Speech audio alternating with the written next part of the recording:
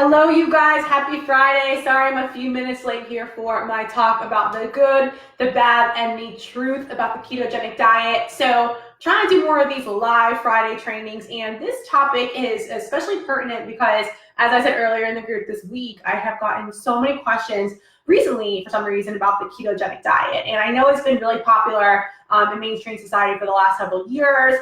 And it's been really great for weight loss. And so there's some awesome things about keto, and then there's some not awesome things about keto, and then there's some truths about keto that I want everybody to understand. So what I'm going to do today is I'm going to go through the good, the bad, and the truth, okay, as I promised. And today's focus is really going to be on how ketogenic diet affects health and weight loss, because I am a health and weight loss coach, and that's what most people come to me for, especially for weight loss purposes. And so I'm going to really focus on that. There are tons of books, whole groups dedicated to the ketogenic diet, but I really want to keep the focus today on just the real fundamentals of why this diet's awesome, why it's not so great, and then is it right for you? And that's really the ultimate thing we have to understand, is that we have to determine what diets are good for our body and for our lifestyle and for our needs, right? And so that's what I want you to really keep in the back of your head today as I'm going through this training, okay? Like, what is going to work for me long term, okay? And some people do really well in the ketogenic diet long term, and other people don't. So it really depends on you as a person. Okay, so I'm going to go through my little spiel here, and then at the end, I see Elise is with me. Hi, Elise. I will answer any questions that you have. I really want to keep this about the ketogenic diet, guys. So as long as it's related to that, I'm going to answer questions. And if you have another topic that you would like me to discuss in the future, I am more than happy to entertain that, okay? So I'm going to go ahead and jump right into the topic. So today's topic, ketogenic diet. What I want to do before I even go into the good, the bad, and the truth is I want to make sure we understand what the ketogenic diet is and how it's different from low-carb dieting. Because oftentimes, especially in mainstream America, we associate the two as being the same, right? But they're actually very different. So the ketogenic diet, guys, okay, it is 60 to 70% of the food you consume is fat. Okay, whereas carbohydrates, it's actually, it can be less fat, and there's more of an emphasis in protein intake, right? So the ketogenic diet is actually going to be a restricted protein consumption, and we're really focusing 60 to 70% fats, right? And the whole reason for doing that is because the more fats we consume and we reduce the glucose in our body, the more ketones our body produces, okay? And I'm going to talk about the good facts of keto in a few minutes here, but that's how we get our body into ketosis, right? And our body, especially our brains, use ketones, okay, for energy. When you're on a low-carb diet, your body is not necessarily producing ketones, right? And your body's not really using, your brain is not really using that for energy, okay? And you're still using some sorts of glucose, right, in the low carb diet as well. Whereas in a ketogenic diet, you're using mainly ketones for energy, right? And also a low carb diet, what low carb means could be anything from, really low carb, like 25 grams a day. Some people think like 40 to 50 grams a day is appropriate. Some even go up to 75. So there's a big range in the low carb world, whereas a real ketogenic diet is really strict, like no more than 50 carbs per day. Sometimes it's even lower than that, right? There's very strict on how much protein you can consume, and it's really an emphasis on fat. So although people think that they are on a ketogenic diet here in the US, usually it's more of like a moderate ketogenic diet, which is really like a low carb diet, which is fine. There's something wrong with that. I'm just trying to make you guys understand that there's a difference between the ketogenic diet and the low carb diet. So that's what I'm really going to focus on today, guys, is the ketogenic diet. Okay, so something else to know about the ketogenic diet, right? The good things about the ketogenic diet, why I like it. And one of the best things about it is because it naturally, as the diet is outlined, it cuts out a lot of inflammatory foods in our diet. So for example, sugar, okay, wheat, gluten, right? All of those foods are known inflammatories, lots of grains as well. And so when we have a ketogenic diet, we're not consuming sugar, we're not consuming wheat or any of those things I just mentioned, right? So that is all, you're already going to feel less aches and pains in your body, less inflammation, and you're actually going to feel much better. So for example, another benefit is that people that are on the ketogenic diet, they believe that they have less brain fog, okay? And so less energy crashes as well. And oftentimes, when we consume a lot of these inflammatory foods, especially grains, for example, and wheat, it does affect our brain function, okay? And the brain is 60% fat, okay, made of fatty acids. So that's why, in the ketogenic diet, we're consuming a lot of fats and ketones, and that is what's fueling our brain. And so people that eat this way really believe that they have less brain fog and they feel more mental clarity. And that's one of the benefits of being on a ketogenic diet, okay? And also their energy is much more sustainable throughout the day because they have less energy crashes. And the reason why their energy levels are much more sustainable is because the kind of energy they're consuming, which is fat, mainly 60 to 70% fat. And fat sources, okay, although they're higher in calories, okay, they sustain us for a long period of time. So remember, guys, calories equals energy. And I think we tend to forget that in society. We're just counting calories and not really understanding what calories are. Caloric units are energy, right? And fat is 9 calories per gram, which is higher than carbohydrates, which is 4 calories per gram. So we're getting double the amount of energy when we're consuming more fats, right? And so that's why our energy levels are much more stabilized when we're having fat sources as opposed to carbohydrate sources, okay? And also, sugar, wheat, grains, those all spike our blood sugars, right? So we're gonna have energy crashes in the middle of the day, whereas people that consume more fats don't really have those energy crashes. Okay, I hope that makes sense here.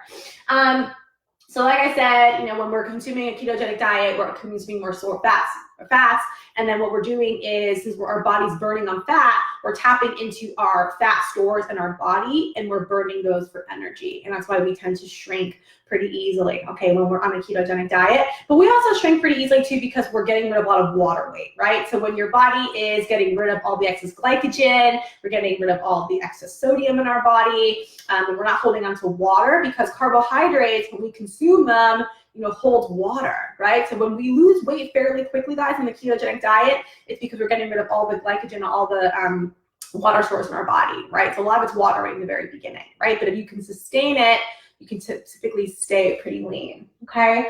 Another thing that's good about, the ketogenic diet is that it does promote healthy fat sources, right? And satiety. So, back in the 80s, 90s, probably even 70s too, we were this whole low fat craze, right? And as many of us know now, that's not necessarily a good thing, right? Especially on the ketogenic diet. So, getting more avocados, okay, and nuts, good forms of dairy, A2 forms of dairy, right? That is all good sources of, healthy fats. Coconut, olive oil, for example. All of those are going to be good sources of fat, and that is really good for brain function, like I said before, and keeping us feeling nice and full.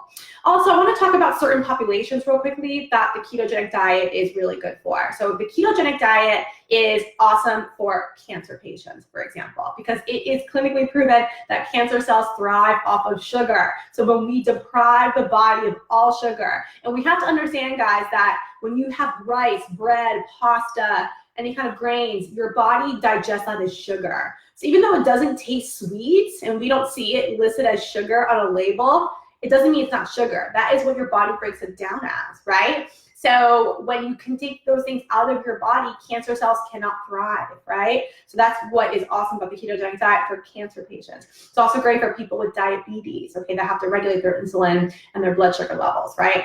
So good for people with diabetes. Also really awesome for people with Alzheimer's, Parkinson's, dementia, any kind of illness that affects the brain. Because like I said before, the ketogenic diet is definitely awesome for enhancing brain function because you're eating more fats, which is what your brain is mostly created from. So that's where the ketogenic diet is great for as well. And more research is coming out about the effect of sugar on Alzheimer's and Parkinson's. We have a worldwide increase in Alzheimer's, Parkinson's, dementia, especially in the United States and especially in women. And guess what, guys? I've been doing nutrition for a long time, and women tend to consume far more sugar than men, right? Because we have that sweet tooth, we're kind of more emotional eaters. And so we are seeing a rise in Alzheimer's in women, but also we're seeing a rise in men too. And a lot of it is because of elevated sugar consumption in our society overall. So that is where the ketogenic diet is really great, because we do overall have less sugar in our system. And it doesn't matter what diet you follow, whether it's Mediterranean, low carb, high carb, we all know that sugar is not good for anybody, okay? So that's the benefits of the ketogenic diet. The not so good thing with the ketogenic diet in terms of health and for weight loss, right? Number one, we are overall consuming less fiber on the ketogenic diet, because what we have to understand about the ketogenic diet, you're consuming 60 to 70% fats. And so you're usually not consuming as many vegetables, because vegetables are not good sources of fat, right? And then if you're on a low carb diet too, all vegetables have carbs. Okay, obviously spinach has way less carbs than potatoes, but all vegetables are carb sources. So we really have to restrict vegetables on a real ketogenic diet, and even like a real low carb diet. And me, I am a plant-based eater, but I'm keeping my bias out of this more than anything. I'm a health coach, okay, weight loss coach. And the more vegetables you eat, the healthier you're going to be and the leaner you're going to be. Bottom line, every diet, every doctor that's ever spoken about nutrition, any dietitian that you ever work with will tell you that, right? That is non-negotiable. So when you have a diet that is going to promote, less fiber, right, from vegetables, even some fruits too, not okay in my book, okay, because fiber is super important, not just for feeling full, okay, but also for your gut health. And I'm going to get into that next. So that's another reason why the ketogenic diet is not one of my favorite diets, because it is not good for promoting gut health, right? And as many of us know, the gut is everything. They say 95% of diseases start in the gut, right? There's also a lot of studies showing that mental health, okay, so for example, depression, for example, low thyroid, all of that is due to poor gut health as well. So, we always have to eat properly to give our gut the good gut bacteria and to feed the good bacteria. And the problem with the ketogenic diet is that you're not consuming a lot of fiber. And so when you're not consuming a lot of fiber, you're not feeding your good gut bacteria, because a typical diet feeds bad gut bacteria. When you're eating all these inflammatory foods, a lot of sugar, alcohol, it's all feeding the bad gut bacteria. So we have to elevate the good gut bacteria in our gut. And the ketogenic diet doesn't really do that, okay? And so that's one of the negative side effects of the ketogenic diet, okay? So that's there. Something else too, in our society, okay, for whatever reason, when we see a diet, we want to go like overboard. So it's like, oh, on the keto diet, like I can eat meat and cheese and like awesome, we go overboard, right? And so the ketogenic diet promotes excessive meat and dairy consumption, and that's not good either. And again, like I said, I'm a plant-based eater. I'm keeping my bias out of that, but I want you guys to understand something, that eating all meat and cheese is not healthy. And I'm seeing a lot of that. Eggs too, loading up with butter, all of those things, that's not overall good for your health. That's also inflammatory, right? Meat and dairy are inflammatory. Meat is super hard on your gut to digest, right? So when we're consuming all of this meat, it's not good, unless it's a fatty meat, right? And so a real ketogenic diet is not supposed to be eating that much meat to begin with. The problem too, when we're having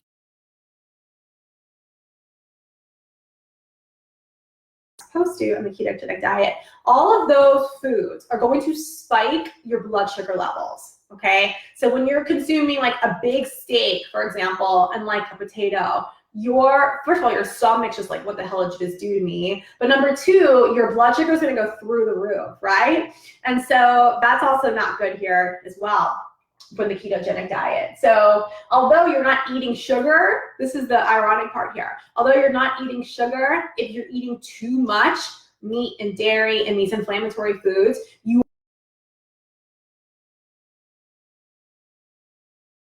keto to, if they're pre-diabetic or they're diabetic, they're trying to lose weight or lower their blood sugar levels or A1C, and they go to the doctor and they're still the same.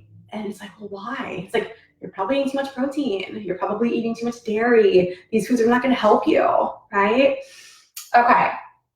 Last thing I want to say about the ketogenic diet, why it's not so great for you, is that it's very hard to sustain. And one of the biggest things I ever teach to my clients is what we do consistently is who you will become. So unless you can do a diet, consistently, 80 to 90%, I would say even 95% of the time or more, is not really going to serve you, okay? Doing keto 3 days a week and then not 4 days a week, half and half, It's not going to do anything for you in the long run, right? So you have to do something that is sustainable. We also don't want to contribute to yo-yo dieting as well, because it's going to affect not only your mindset, but also your metabolism, right? Thyroid function, all those things. So it's important to really understand that it's not a good diet if it's not something you can stick to.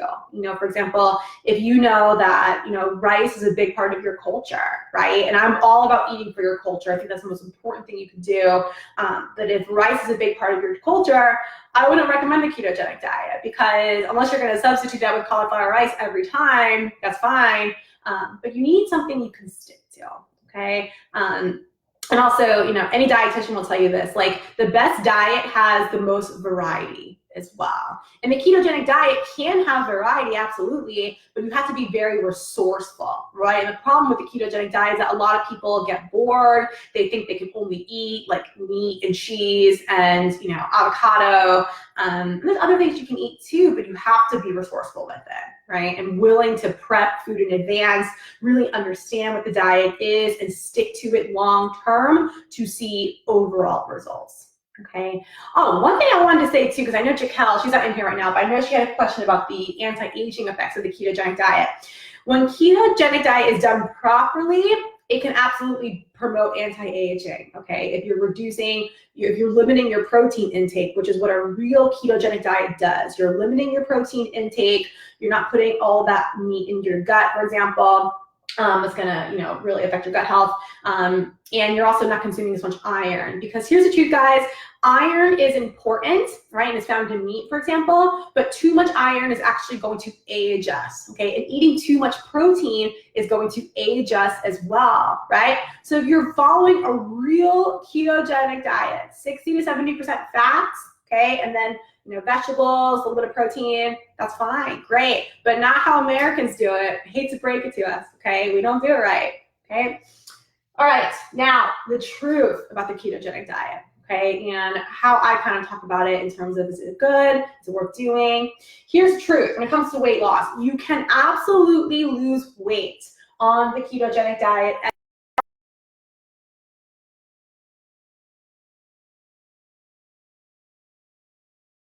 I did the ketogenic diet and I gained 30 pounds, right? Or like I didn't lose a single pound. I even went out and bought those ketones and I took them and I'm not losing weight. Well, first of all, if you're not eating a real ketogenic diet, taking ketones is not going to put you into ketosis. You have to be eating clean and eating a real ketogenic diet for ketones to even work, right? And if you're eating a real ketogenic diet, your body's going to produce ketones, period. So I think those are all wastes of money. That's my, philosophy. It is a $62 billion diet and health supplement business. So please don't waste your money on things like that. Please, please, please. Side note. So yes, you can definitely lose weight on a ketogenic diet if you are in a caloric deficit, meaning that you are burning more calories than you are consuming. This is a numbers game, guys, checks and balances. This is with any weight loss, right? You want to cut at least 500 calories a day to lose a pound a week, right? So it can work. But my recommendation, okay, and I said this earlier, is do what you can sustain, okay? Have I eaten a ketogenic diet for a long period of time? Absolutely. Did I lose weight? Absolutely. Did I feel awesome? Yes, totally. But I also, missed eating certain foods. I'm Italian, so I love my bread, right? And there are certain foods that I really didn't want to give up. And I was also missing out on a lot of other health foods. And being a plant-based eater now, it's difficult to eat a ketogenic diet. It's not impossible. Nothing's impossible. But it's just not something that I personally can sustain. But I know lots of people that really love it and they're healthy and it's working for them. So I always say, do what works for you, right? It is not a bad diet. This is not the cookie diet. This is not the cabbage soup diet. This is like a legitimate diet that has worked for millions of people. It was started by doctors, and it was really for certain, groups. As I said earlier, best for people with cancer, best for people with diabetes, best for people with Alzheimer's, Parkinson's, dementia, anything affecting the brain, because keto is really optimal for brain function long-term, okay? So that's who it's best for. But here's something else I want to say about the ketogenic diet. Overall, everyone, okay, whether you're overweight or not, whether you care about it, it's just health related, everyone benefits from less sugar, okay? There is no diet that says sugar, sugar, sugar. Okay, and sugar comes in all different forms, guys, right? Whether it's fructose, whether it's high fructose corn syrup, whether it's tapioca, whether it's brown rice syrup, you name it, sugar affects the body. So every person benefits from less sugar in their body. Okay, so that's one thing I love about the ketogenic diet is that it reduces sugar intake. Okay, so I'm all about that 100%. So that's why I really like the diet. Okay, so I hope that helped you guys. Like I said, I really wanted to focus this talk on the good, the bad, and the truth when it comes for weight loss. Okay, so what I want to do at this point, I see we have Moji and Sherry and Lee and Stacy and Monica that joined Elise from earlier. I want to entertain any questions that you guys have at this point in time about the ketogenic diet. If you want me to elaborate on something that I didn't get to earlier, I definitely can do that. Any specific questions you have, I am happy to answer them for you. So go ahead and fire away. I'm going to see if there's any comments here. None yet. So I'll see if there's any questions. Couple things too. Oh, Moji. Oh, yeah, Moji, you can go back and watch the replay, because I'll post it in the group. It'll be on here, so you can go back and look at it. There's actually a lot of really good literature, I would recommend in understanding, the ketogenic diet. Cyclical keto, I should call it, is really becoming a little bit more mainstream. Dr. Joseph Mercola, his second book actually is all about cyclical keto, and it's really the same thing as carb cycling. So there's really no new diets, guys. It's really just renaming and rebranding old diets. So carb cycling was really big back, and it's still popular now. And that's what the cyclical keto is all about. So giving your body, good sources of fiber, resistant starches on certain days of the week, and then doing keto on other days of the week, right? So that's another option too. But like I said, the more variety you can have in your diet, the better. And whatever you can sustain, that is the best diet to do. Okay. If there are no questions, I'm going to go ahead and end the training for today. And what I want to do, guys, I know Elise, she mentioned in the group the other day that she had some questions about intermittent fasting. And that is a topic that I can really dedicate a whole nother 30-minute session to. So I'm going to go ahead and do that, Elise, if that's okay with you. But if there are any other questions about the ketogenic diet, I'll definitely go ahead and answer those right now. And Moji, I know you mentioned in this beginning, you'll see that here in the group. Okay. Yeah, you're welcome. Absolutely. So I'll tell you what, guys, next week, I'll talk about intermittent fasting. I think that's a really, really great topic. There are some people that do a blend of intermittent fasting with the ketogenic diet, which can have tremendous health benefits as well. But yes, so I am a fan of the ketogenic diet in some ways, and then some reasons not so much. Okay, so go back, watch the beginning of the training. Feel free to message me or reach out to me if you have any specific questions. If you want to talk to me at length about this topic and see, if this is a diet that's good for you, if it's something that you want to implement in your life, and get some help with terms of your weight loss, you can definitely book a free call with me. Just go to createmyweight.com/apply, and we'll book a free call, and I'll learn all about you, what diets you have tried, if you are trying keto and it's not working for you, why it's not working for you, what are your biggest struggles with your health and weight loss journey right now, and we'll come up with a game plan, right? That's what I do. That's what I love to do. I talk to people every single day about their health and weight loss journey, and everyone's is completely different. Some people thrive on keto, and some people crash and burn on keto. That's the truth, okay? And that's why I don't ever push one diet on people. I'm a plant-based eater, for example, but I do not push plant-based eating on my clients. That's not my job. My job is to help people create a plan that works for them, not what society is telling us to do. And I will say, maybe I should add this too. Another benefit about the ketogenic diet is that it is mainstream, so it is sometimes easier to find options on the market.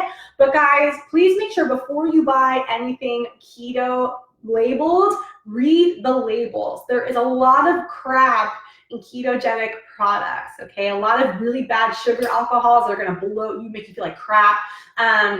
So make sure that you know your nutrition, you know what you're eating when you buy a product that's keto. And just because you're taking ketones or buying a keto-friendly powder, that's a protein powder, for example, that's not going to put you into ketosis unless you're eating a ketogenic diet, okay? And like I said, if you have any specific questions on that, please send me a message. I really would love to help you, and I hope this training was helpful. Have an amazing Friday, you guys. It's kind of a gloomy day here in South Florida, but I was so looking forward to enlightening all of you with this topic. That's super important, and I will be here next week. I will talk about intermittent fasting next week. All right, thanks for the input, Elise, and I'll talk to you all soon. Bye, guys.